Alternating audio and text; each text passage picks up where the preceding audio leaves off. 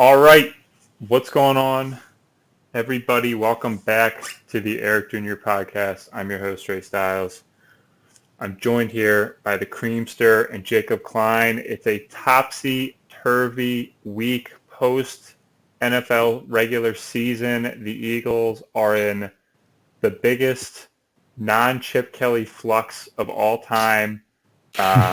What a couple weeks ahead of us, boys. This is truly incredible stuff. How are you? I'm good. It has been a very exciting week, Obviously all that Eagles nonsense that went down, but I mean, our Sixers really proven us wrong after naming our episode "The Sixers Have Plateaued." They have really skyrocketed, just maybe in spite of us. Jake, how are you feeling? I'll tell you what, out in front of us is a very uncertain and tumultuous future, both for the Philadelphia sports franchises and for the Eric Jr. podcast. But,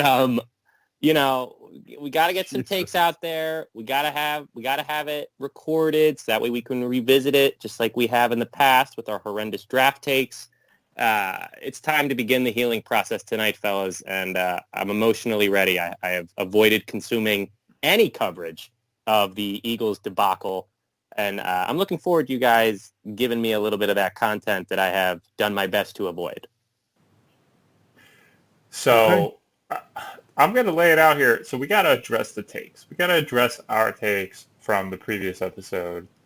I may have mumbled under my breath, we got to blow it up. But maybe we're not here at that point anymore after a dominant week. Granted, a little bit of it against the Hornets, but this is the tale of two different weeks. What a week it's been for them. The Sixers are resoundingly a better situation than the Eagles, who we're going to get to first, because they actually do need to blow it up, and they have mid blow ups, you would say, mid blow up for this for the Eagles. The situation with this Sunday night football game, we're gonna have to delve into the mud that's getting slung around. Some of it coming out of the Eagles camp, aka like Miles Sanders, kind of stirring the pot a little bit. Doug blatantly benching Jalen Hurts in the second half for our guy Suds. I'll go to you guys first. What did you think when you were watching it live? What was going on? I was a bit surprised, but more surprised at the timing, I think, is what everybody's saying. A lot of Eagles fans are thinking, like, seemed like a weird time, but a very convenient time, for the Eagles who want to hold on to that draft pick. But whatever, it's maybe in a past life when the Eagles didn't go through this season, this horrible, terrible season, I could get worked up about something like this, but I just don't really care. I buy Doug's explanation that he went into the game planning to have Sudfeld like run some snaps out there, get a look at him. He's been on the bench all year, just to give him a Week 17 taste. September call up, if you will, but the timing was pretty conspicuous, and I get why people are upset because they had to watch it. It would have been different if this was just like a Sunday afternoon game, one of the 1:00 slate, and nobody saw it. But of course, everybody was watching, and the Eagles are the butt of tanking jokes once again. Not a place I wanted to return to. Yeah. In this specific scenario, I am just so dismissive of all the punditry surrounding this decision. The timing, if you bring in Sudfeld to start the second half instead of the beginning of the fourth quarter with a one-score game, then nobody's got shit to say, in my opinion. And I have avoided all of the commentary, all of the social media posts and the reports, because it's just such fucking bullshit. Like, Jalen Hurts did enough in those 3 quarters, in my opinion, and throughout the other 3 games to probably show you, look, I'm definitely NFL worthy. I'm probably starting caliber quarterback.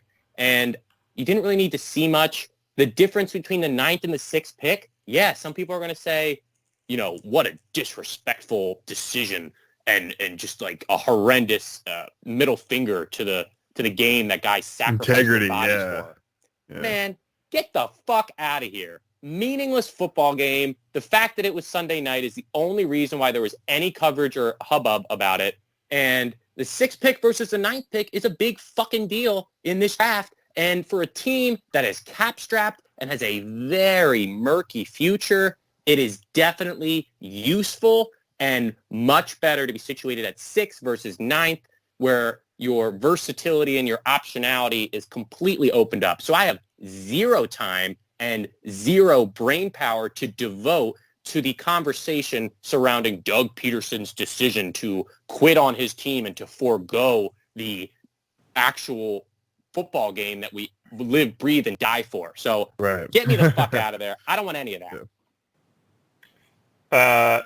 It's tough. It's definitely something where the guys on the field aren't going to be happy about it. But man, honestly, I got to agree with you guys. The thought that this was like some kind of crazy thing and they were the only people considering something like this, man, what did Jacksonville just do the entire season? Like, what was Adam Gase doing having a job until 15 minutes after the season ended? Like, there was clearly tanking intentions going on in other franchises, and to do it for one half of one game when you were already out of it, and the game got flexed to Sunday Night Football after you were out of it, like, that's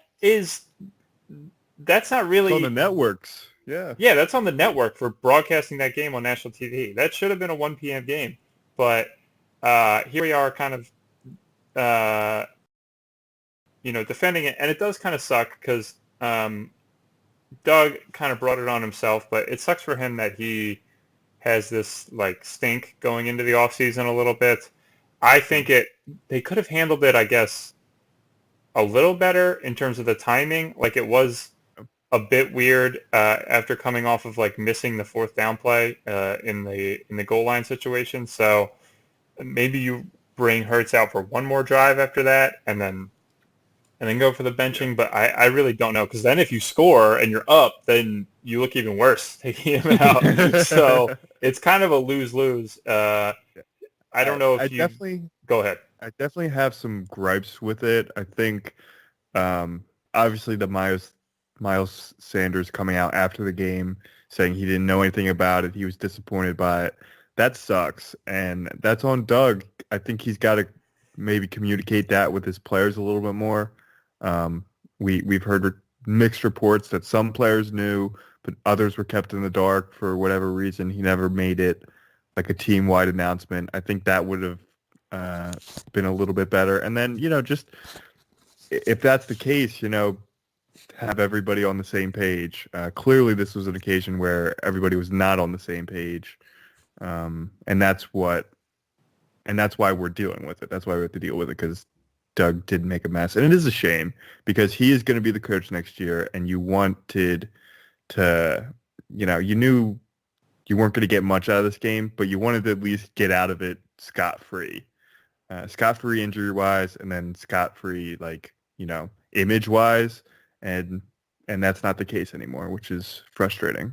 I got to say a couple things. First, you had mentioned last week, Ray, you want it to be respectable. You don't want to lose 40-10.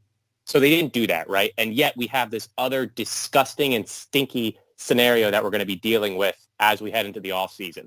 The second thing that I need to say is this. Nate Sudfeld has been with this organization several years. And you know what?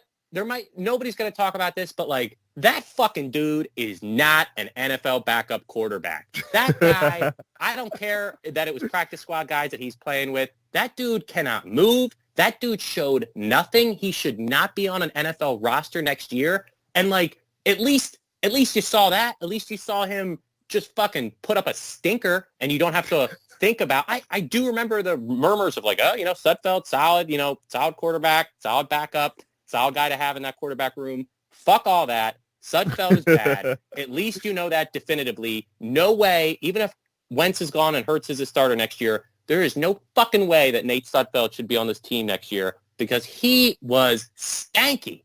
And, you wanted to see him do something. Again, if you bring him in to start the second half, it probably doesn't get nearly the amount of attention. But because it's a 6-point game, because you're going into the fourth quarter, because Hurts had 2 touchdowns and looked pretty solid, that's why everybody's focusing on it. Fuck the Giants. Fuck Joe Judge. Fuck everybody. All right? I have no tolerance, no space for this. A very potty mouth, Jake. This is what happens when we. This is what happens when you get the shit smear campaign across all Bleacher Report and social media platforms. I just have no time for it because it's just so clearly illogical and dumbfounding. Like it just doesn't make sense, and it's so pointless, clearly unfair. Cool. And there's a means to an end. Like getting the 6th pick 2 years from now will probably end up mattering more than winning that game against the Redskins, or against the football team. The difference, and this draft, you almost made it, Ray. You almost made it all the way through. I almost made it 11 minutes in. This draft,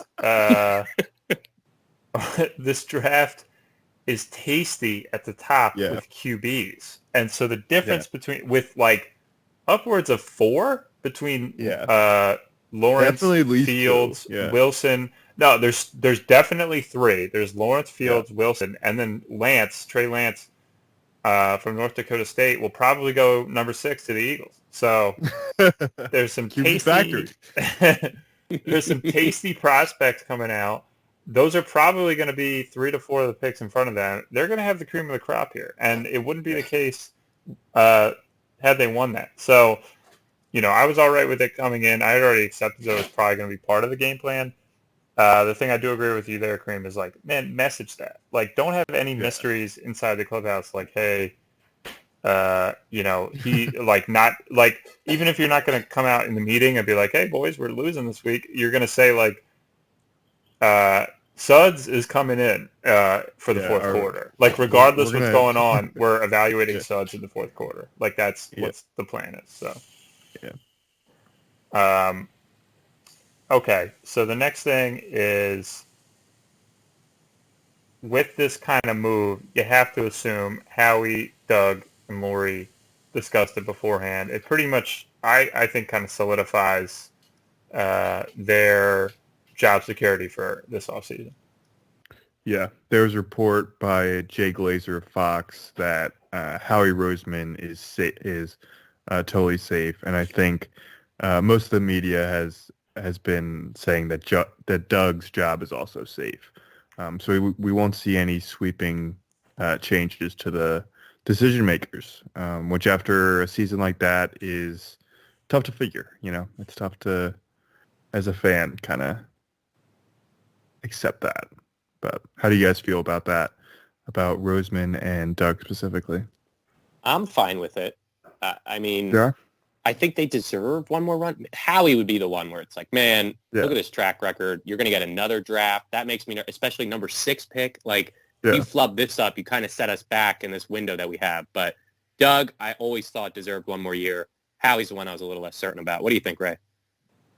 I'm in the exact same position as you. I was never really into firing Doug. Howie was more the chopping block guy for me, but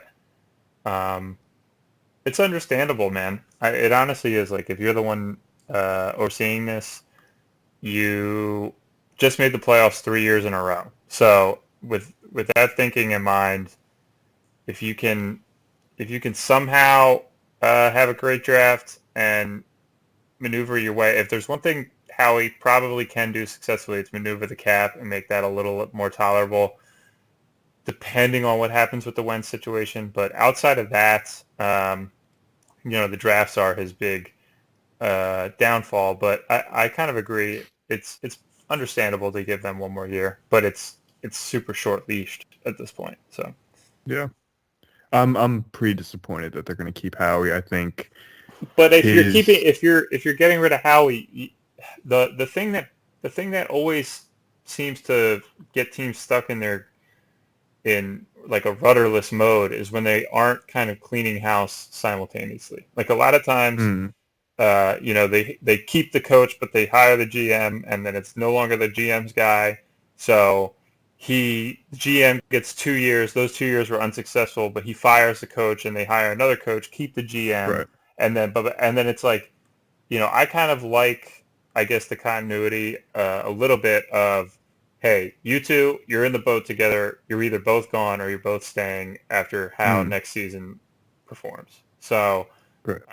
I don't like as much when it's kind of like the mishmash of coach GM not coming in together. But I can see that. I can understand that.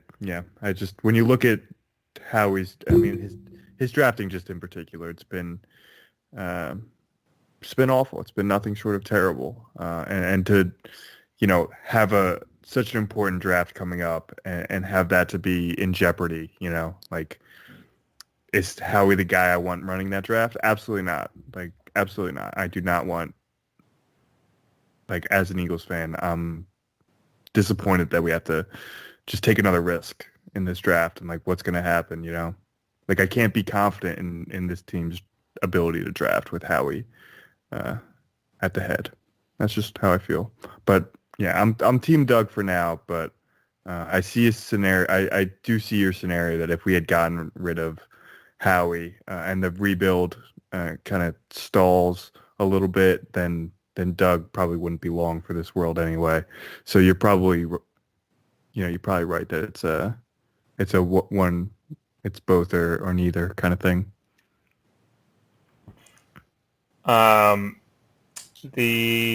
The other big issue surrounding the Eagles, because I don't think we need to get too much into these game details. I guess the main thing would be like Hurts's running was a bit impressive. Alex Smith was not impressive. But we got to plant our flag, boys. It's premature. We're bound to be wrong. The takes these are stinky takes. These are bad takes. Yeah, no one wants them. With less information than you need. But it's happened. The season's over. We got a full-blown controversy on our hands. We got a full-blown fracture of the relationship, possibly. So you got to take your side. Whose side are you on, boys? Wentz or Hurts? Jake, what do you think? Man. Oh, God. You know what? Coming into this year, you know what the one thing is that I said was not going to be affected? Culture. And you know what has been negatively affected? The fucking culture of this team. Yeah. Culture. So, early on in this process, Hurts gets that start during the Saints game. Right after I said, that's a great win, but I'll tell you what, Carson Wentz is your day one starter next year. And I got to think that's still possible. And I'm going to predict that Carson Wentz is your day one starter next year. I am more uncertain of that than Josh Jackson being good in the NBA, but I'm willing to stake that claim. I think moving on from Wentz, I think the relationship can be reconciled. I just don't think it can be reconciled if you also keep Hurts. So, like, I know nobody's talking about trading Jalen Hurts, but, sneaky move by Howie, getting a second for him and just kind of washing your hands of this. And then maybe this is the kick in the ass that Carson needed in some dystopian reality. I think the consensus is it's broken, it's severed, there's no way to go back to Carson. I guess I'm going against conventional wisdom by saying that he's going to be your day one starter, but I don't know. I think a half season of bad play to move on from your franchise quarterback might not be the best move, and I'm going to predict that Carson Wentz is your day one starter next year. I'm ready to be, made fun of upon making that assertion. There's also a $30 million, price tag that goes along with him not being on the team next year.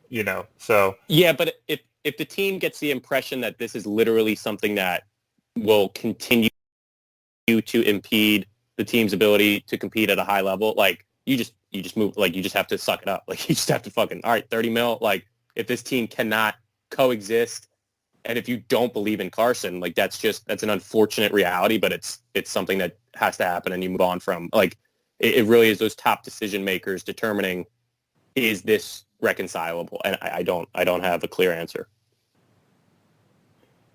So, Creamster, how you feeling? Man, this is just like Sophie's choice here, like I just did not see enough from Jalen Hurts over, the 4 games or whatever, to like definitively say that he's the starter next year. I just didn't see enough.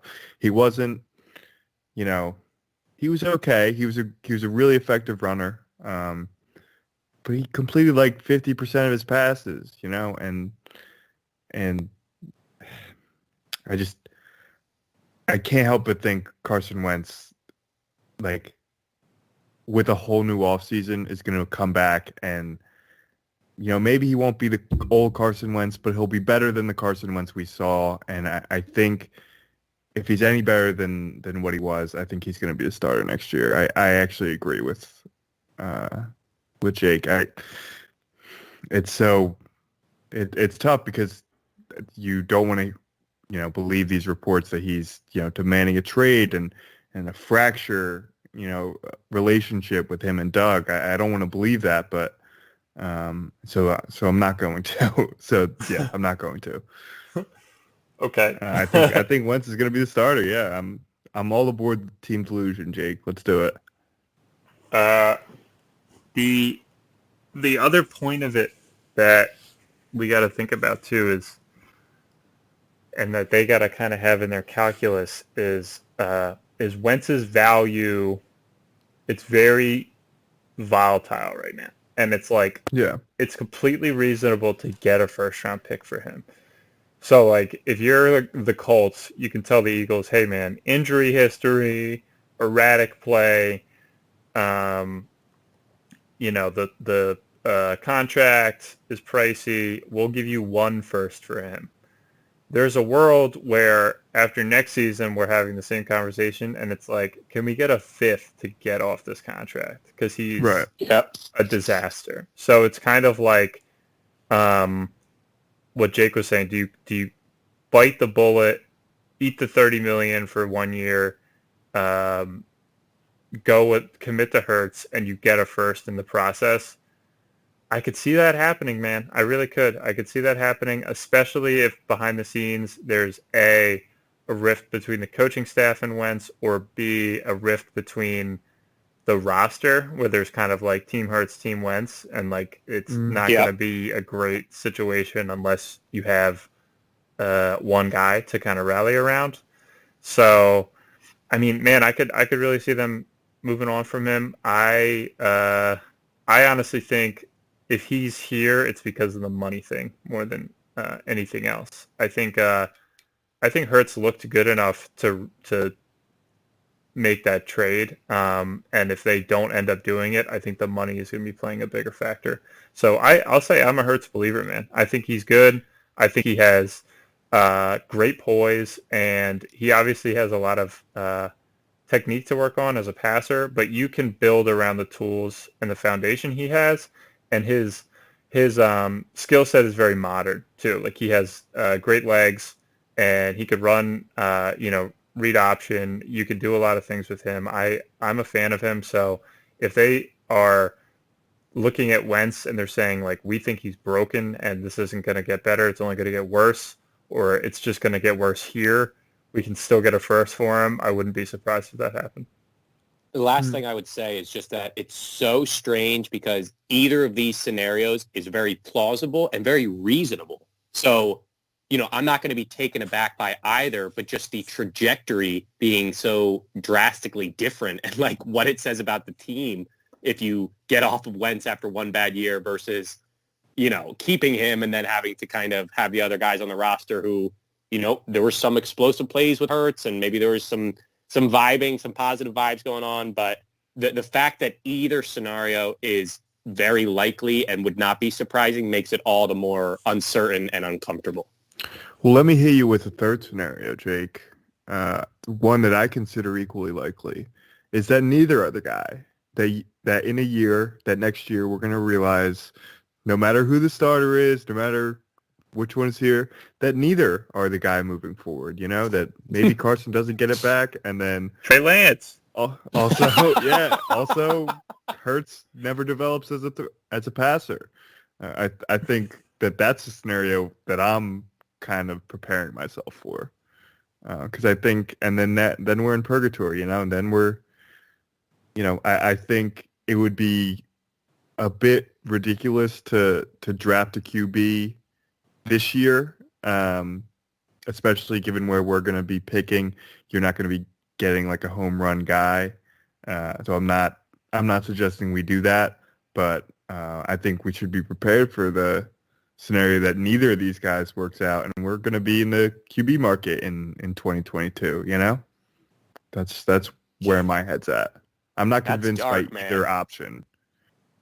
You know, Man, I mean, Cream. Yep. Shut your lips.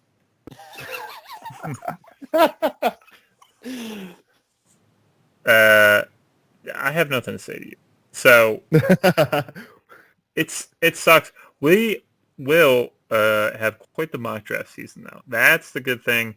I was looking at their pick situation. I think it's no fourth but 2 fifths, and then they have a couple compensatories, and then they have the normal 1, 2, 3. So that's nice. It's nice. They have a top 10 pick in a draft, I'll say it a bunch of times, where half the guys didn't play college football this season, including like Jamar Chase, who's like definitely the most mocked guy to them. So top 10 pick right now. Oh, certainly. And you have a Heisman winner now, just announced tonight, Devontae Smith, the Alabama wide receiver. So you have 2 elite wide receiver prospects for the Pickens there, as well as a linebacker, some offensive linemen. Who did not play college football this year. I will say my first instinct, my gut instinct. So there's like a couple edge guys, like I think Rousseau is one. There's a couple edge guys who didn't play this year that are just kind of like potential guys. I don't care. They could turn out to be the next Chase Young for this draft class. Don't take one of them. Don't take the edge guy that didn't play college football this year. Take a receiver who caught 20 touchdowns. Like if you took Chase, he didn't play this year, but we saw him catch 20 touchdowns last year. We saw Devontae Smith catch 20 touchdowns this year. Take one of those guys over the edge guy, please. Or there's like corners that are going to be on the board. Take one of them. Something. Don't take the defensive end who, had 7 sacks but showed great physical tools. That's Howie's language right there. That's Howie's sweet sauce. Yeah, the tools. So I'm just gonna lay it out on the line right there with knowing their pick slot. I'm kind of Jake. I know. I'm speaking your language when I say I'm kind of digging. I know he didn't play, but I'm kind of digging Micah Parsons, the linebacker from Penn State. I'm kind of digging that pick. If we get a new defensive coordinator, and we didn't talk about, sorry Jim Schwartz, we didn't talk about you leaving. We forgot, but he's leaving. We're going to get a new defensive coordinator this year, one that maybe values the linebacker position, and that guy seems as good as they come to handle that. So that's, or Jamar Chase. I'm good with either of those. I'd be good with Devontae Smith. Yeah. First off, that of the 2 top wide receivers, we're going to pick the dud, first off. Second off. Well, it is Howie Roseman. Right. My affinity for linebackers is apparent, but my hatred towards Penn State is also very evident. Gonna fix it for you. So that's tough. Yeah. That's a toughie as well. And then, the last thing is just Howie being in charge of it, man, makes me very nervous, and there will be lots of time to speculate about how he's going to fuck up later on. So I'll leave it at that. Cool. The last thing to get to NFL-wise is the playoffs, the actual playoffs. The Eagles Playoffs? are not participating. They're not participating. I thought they canceled those this year. That's what. So we got to pick our Super Bowl matchup, our Super Bowl winner, and our preferred winner. So the first ones you think will actually win. This other ones who we would like to see. Anybody want to go first? I'll go. For my pick, I'm gonna pick the Chiefs beating the Seahawks. That's gonna be my pick. I think the Chiefs are the best team in football. They've shown it pretty handily this year. I think so. I'm not gonna pick against them. As far as the Seahawks, I feel like it's a pretty open NFC. Seahawks have the experience. I think that new style of offense they have, and with their running backs coming back, I think they're going to be pretty dangerous. So I'm going to go Seahawks coming out of the NFC, but losing to the Chiefs. I'll go second. I'm going with the hot teams. I'm going Bucks, Bills, with the Bills getting that dub, and that's Cream, who's your? Because the Bills are my preferred too. I want to see the Bills just going that stone cold stunner. Some magic run, yeah. The magic Josh Allen run. I didn't believe in him at all. I hated him as a prospect. I was like, this guy is a mess. He's Paxton Lynch. This guy's a mess. But man, he's great. He's great. They're a great team right now. I don't know if they're a great team like the Chiefs or like a legendary roster, but they are great right now. They're the hottest team, and the Bucks are super hot coming in as well as a explosive offense with the goated quarterback. Man, I'm taking them, and I'll take the Bills to win that game. The Bills are also my preferred squad to win it all. Creed, What was your preferred? Did you give us one? No, I'll say I'll probably be rooting for like the Ravens. I have Why? no negative feelings towards them, and I like Lamar Jackson, so Yeah, me I'll be too. rooting for the Ravens. Jacuzzi. Funny that you mentioned the Ravens there, Creamy, because my Super Bowl matchup are the Green Bay Packers against the Baltimore Ravens, with Aaron Rodgers cementing his legacy as one of the all-time greats by getting his second Super Bowl ring. He needs it. He definitely needs it, and I want him to have it. He's cool, and he's been so good. You get that second ring, and you're just nobody has anything to say. You get the second one, then we're all good. Then we're all kosher. My darling team is your darling team, Ray, the Buffalo Bills. I am on that Josh Allen high, that Stephon Diggs. You dig? The absolute spunk and sizzle, steak and sizzle, that is the Stephon Diggs and Josh Allen connection. But it seems like they're rolling, but they got to go up against the Chiefs, and that is going to take a lot. But hey, anything can happen in a game, and that Bills team, man, just so desperate, so hungry for that Super Bowl dub, man. Unlike the Eagles, who have a Super Bowl. So satiated. The Eagles are so fat and satiated. Lost all fire. They're nothing now. They're nothing. They're dumb, fat, and happy. The Bills, man, I just can't ever get over that documentary, man. The 4 straight L's. I'm so glad that wasn't our team and we weren't alive. That would have been brutalizing. Let's go Bills, baby. Get that dub. Okay. That wraps up our NFL content. The players should be pretty interesting this year. Some definitely cool teams. I've watched non-Eagles teams. The Bucks are definitely a team I've watched the most out of anybody because I just love how many receivers they had. They were just like, give us 2 more. Yeah, give us 2 more. They just like keep taking on good pass catchers. They have so many weapons. I definitely enjoyed watching them this season. The first place 76ers, we teased it at the top. Say it loud, say it proud.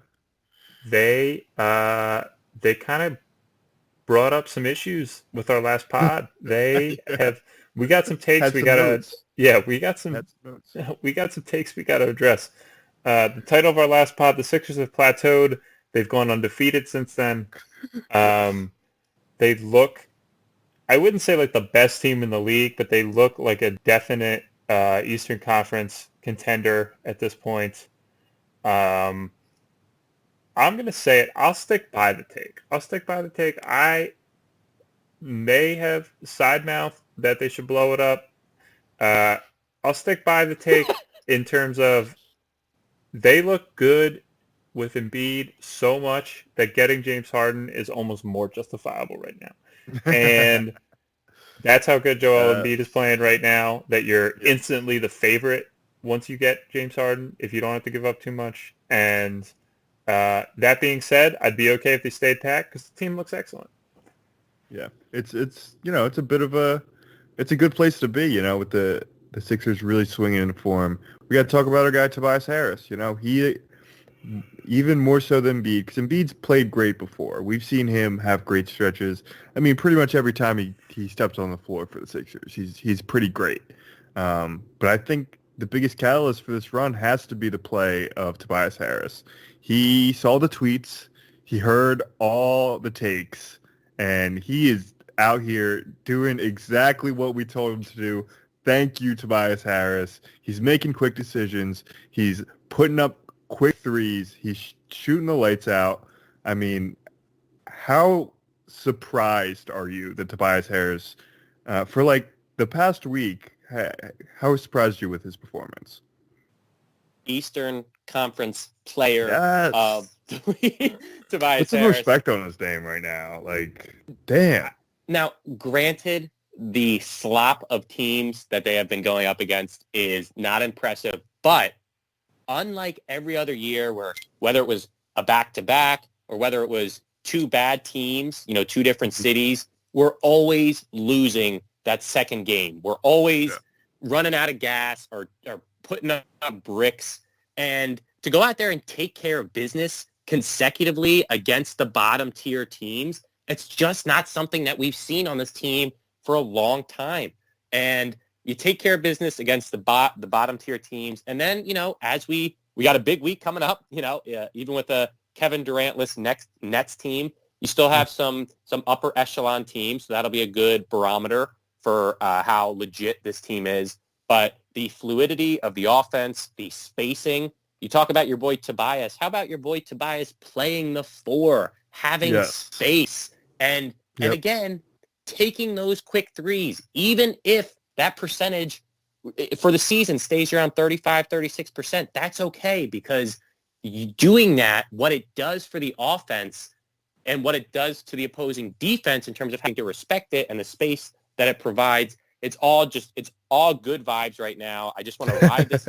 I want to ride this high for as long as possible. You got Seth out here looking like his brother. You got Dwight just like the guy that we just slammed right away. King. Yeah, good vibes king, Dwight Howard. Like, good vibes king, just like getting the work in. And the moment that Embiid's off the floor, you don't just chuckle to yourself about how bad things are about to become. It's just really nice. You got Tyrese Maxey, 2 of 3 from 3 last night, fellas. I mean, buddy. The dude shoots threes. The rookie shoots threes. And those two end like steals turned into layups, and the dunk. Man, he is feisty and explosive. I have been loving the Tyrese Maxey experience. He's the guard that like the Celtics have every year. That's just the pesky quality, in years past, not necessarily the past year or two, but to have him on our team, to have a guy that when you look at the surrounding pieces, a guy like Maxey who is willing to kind of do it all, is willing to shoot, and is obviously, so far doing okay on defense, and having that little floater where once you get the defense moving and someone has arrived at the rim to meet him, being able to drop that little teardrop is just going to be so big for this team, and to be able to consistently do that is just huge. And other than y'all's son, Matisse Thybulle, who's played a little bit better Everybody just seems to be rocking and rolling right now, and it's a really good feeling. We really needed this after the Eagles shit show, so I'm grateful. For sure. You want to talk people who were surprised by the Tobias Harris performance? Don't count me as one of them. I've always been a believer. I was in on him. I was in on the contract. I admitted my faults at the time when it wavered, when confidence from the likes of you wavered. I've always been a Tobias guy. This was a situation. You sat here. You said Jimmy Butler or Tobias Harris. You can only have one, and I always went with Harris. He's young. He was 26 at the time. He was always getting better every season. He was coachable. He played adequate defense, and he could score 20 points a game. This guy is a stud, man. He's always been a stud. He was a stud the first week of the season. You guys just didn't see it. And I'll say, and just to prove that I'm not just trying to showboat here, I'll lay out. I went back into the depths of my own mind and said, people say this Tobias Harris contract is the worst one in the league. You say that you would sign him to that at the time, and you'll admit that you liked it at the time. What are a couple other examples? Can I interest anybody in some Alan Crabb? The Portland Trailblazers signed him to a monster deal back in the day that I was in favor of, and I can't act like I thought the Sixers should throw him. Dude, they were kind of in that. They were in that area where it was like they were turning the corner. In 2016, it was 4 years, $74 million for Alan Crabb, who's out of the league, and they were like he was a perfect 3-and-D example, $70 million, which is pretty middle class at this point for the NBA. He was kind of like a Rocco, but the fluffed up version, and he was coming off a season where he gave you like 10 points on 37% from three, or no. That's 44% from three. He shot the lights out. Yeah. So the other bugaboo, I would say Nick Batum, man, that was always my guy. A little bit of a Nick Batum resurgence happening in LA. Little bit. I think you may have called that after he was released by the Hornets. That he was going to go to a contender and average like 8 and 5 and 5 on like decent minutes. I think you may have called that. He's a stat sheet stuffer, man. He's a stat stuffer. Yes. At the time when he got the big deal, 5 years, 120. Man, I was like, the Sixers could use a guy like that. He was 15, like 6 boards, 5 assists, a stat sheet stuffer. He was great for like one season into the contract. So he got the deal, and he had like 1 year where he did the same thing, where he was like 15, 6 and 6, and then he just went off the earth, man. He went to like 11, 3 and 4. Was still playing all the games too. Just a terrible efficiency. His field goal percentage went to like 41%. He was just a disaster. The guy. That's not Tobias Harris. That's not Tobias Harris. Tobias Harris has stayed relevant and is coachable and turning the corner in Doc's system. So just to lay out a couple duds, Tobias Harris, not one of those guys. Yeah, you're well, okay. Well, you're upfront about it. Let me ask you this, because this is really the meat and potatoes of this discussion. Is this like the new Tobias? Is he here to stay? Like what? Obviously, he's not going to shoot 47% from three like he's doing now. He won't do that for the rest of the season. But I mean, this quick decision making, all of this seems like it's sustainable for him. How do you guys feel about it? Trick question. It was always here. Oh wow. Okay. Yeah. Wow. So that's galaxy brain stuff, Ray. Jake, you want to give me a actual answer? Or?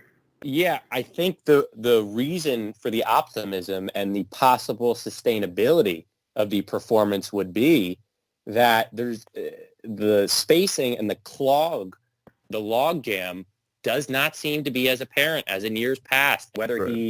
if he's, maybe able to have a couple minutes with that bench mob with Dwight at the 5, or whether he's able to just roll with his starters and still be able to operate in that space at the 4. You see him not settling for those long twos, backing his man down and taking 10 seconds off the shot clock. You see him willing to take those quick threes, as I mentioned, even if the percentage is not great. What it does for the offense is important. I do think that a version of this is something that can be a reliable component of this Sixers team. Obviously, it's going to ebb and flow, so next time I'm going to try not to overreact as much. But again, it does seem like the complementary pieces surrounding Tobias and the positional logic, with the lineups that we're throwing out there, that bodes well for his performance and for his role to continue to be effective and efficient moving forward. Mm-hmm. Yeah, I feel conflicted because I know there's going to be some regression for Tobias. He is a career 47% shooter from the field. Right now, he's shooting 52%.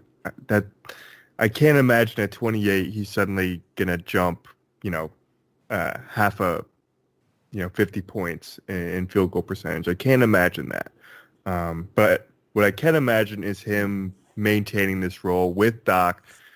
I just want to see him, one, do it obviously against a little bit more elite competition.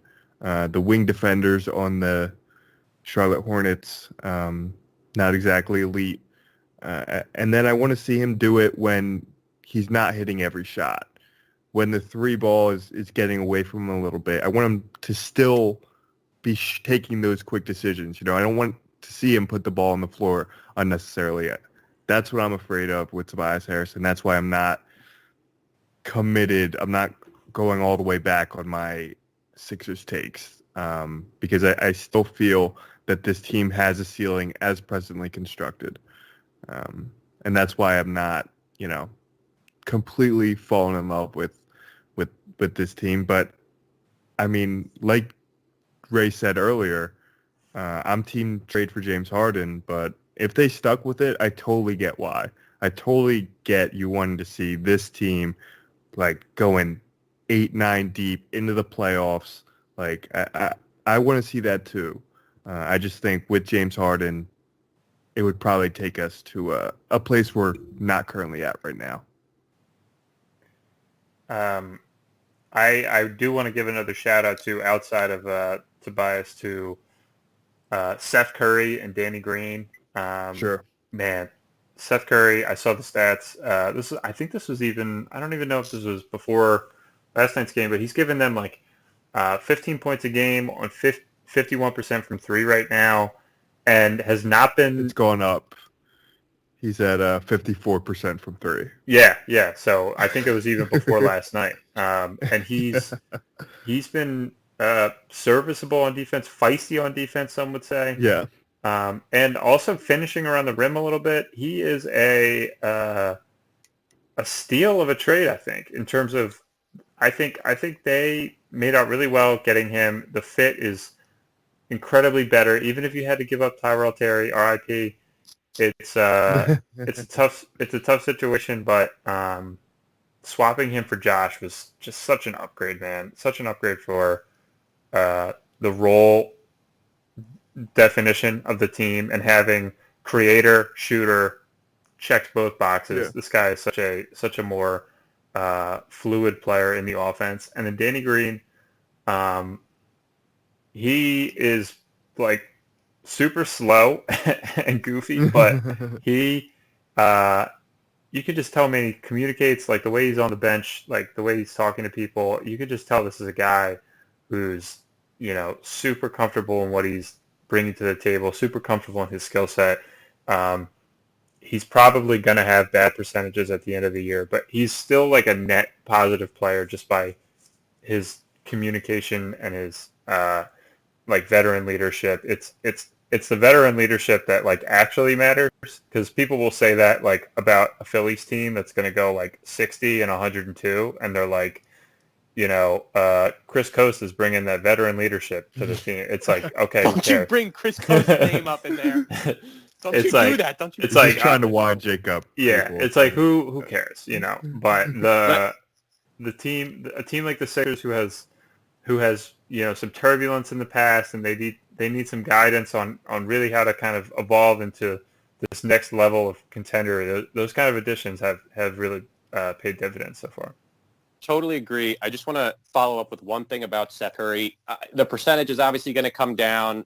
The efficiency will come down. But really what's jumped out to me, and albeit against pretty mediocre opponents, the dribbling and, like you mentioned, the finishing. When you talk about a shooter and you say, okay, yes, the shooting is such an integral and essential component of a modern NBA offense. But when you see Seth Curry, being able to finish at the rim and seeing some of that crafty ball handling, when Seth first got here, we say, okay, is this a poor man's J.J. Redick?